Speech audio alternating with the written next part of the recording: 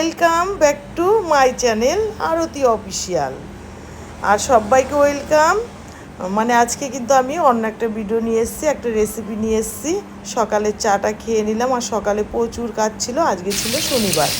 তাই আজকে কী রান্না করব 500 পটল এনেছিলাম কালকে, একদম কচি পটল।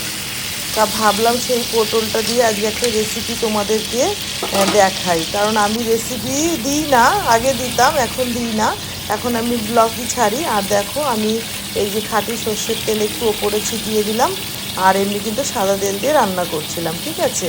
তারপরে দেখো এখানে পুরো 500 পটল, ঠিক আছে। এই 500 পটল দিয়ে আজকে তোমাদের একটা রেসিপি দেখাবো। এই যে পটলগুলো ছিলে নিয়েছি, ভালো করে ছিলে নিয়ে আমি কড়াইতে ঢেলে দিয়েছি। কড়াইতে ঢেলে দেওয়ার পরে এখন এটা লাল লাল করে ভেজে নেব।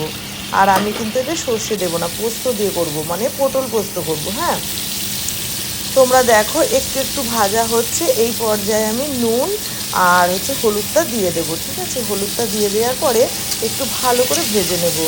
আর এদিকে দেখো আমি এটা ভাজছি, আর এদিকে আমি মানে কি মশলাটা দেব সেটা তৈরি করে নিচ্ছি। দেখতে থাকো তোমরা, কেউ স্কিপ করো না, কিন্তু ভিডিওটা একদমই খুব ছোট্ট, আর এটা স্কিপের মধ্যে পড়ে না, ঠিক আছে।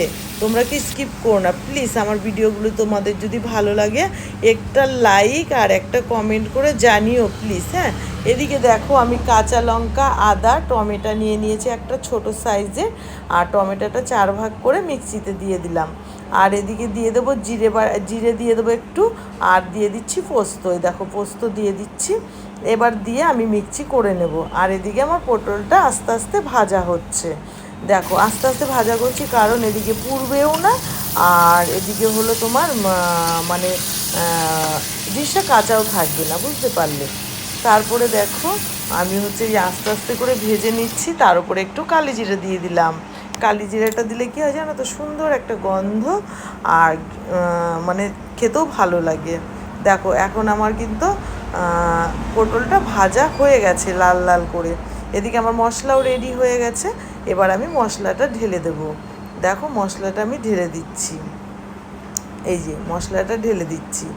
এরপরে আমি একটু ঢাকা চাপা দিয়ে দেবো। ঢাকা চাপা দিলে যখন তেলটা ছাড়বে না, একটু তেলটা যখন ছেড়ে আসবে, তখন আমি একটু জল দিয়ে দেবো। জলটা কিন্তু খুবই কম দেব, কারণ জল লাগবে না, কারণ আমার পটলটা এমনিতে আমার সেদ্ধ হয়ে গেছে। এবার দেখো আমি এটা ঢাকা চাপা দিয়ে দেবো, পরে আমি একটু জল দেবো, তোমাদের সেটাও শেয়ার করব, দেখতে থাকো, ঠিক আছে। এই দেখো, দেখো তেল উঠে গেছে না, এই দেখো তেল বেরোচ্ছে, দেখেছো। এদিকে কিন্তু আমার পটল হয়ে গেছে। এবার আমি একটু জল দিয়ে দেবো, ঠিক আছে, একটু জল, বেশি না। মশলা ধোয়া যে জলটা আছে ওই জলটাই দিয়ে দেবো, দিয়ে একটু ফুটিয়ে নামিয়ে নেব। দেখতে থাকো তোমরা, কেউ স্কিপ করো না। আর এই পটলের রেসিপিটা যদি তোমাদের কাছে ভালো লাগে, তোমরা বাড়িতে করে খেতে পারো, কিন্তু খুব টেস্টি একটা শনিবার নিরামিষ এরকম রান্না করবে। আমি অনেক কিছু রান্না করেছি, কিন্তু সেগুলো শেয়ার করিনি তোমাদের সাথে, শুধু আমি আজকে পটলের রেসিপিটাই করেছি। তারপরে দেখো আমি একটু গরম মশলা দিয়ে দিলাম। এবার আমার রান্না কমপ্লিট। দেখো, আর আমরা কিন্তু তেল খুব কম খাই, জানো তো। এই দেখো আমি এবার নামিয়ে নিলাম বাটিতে।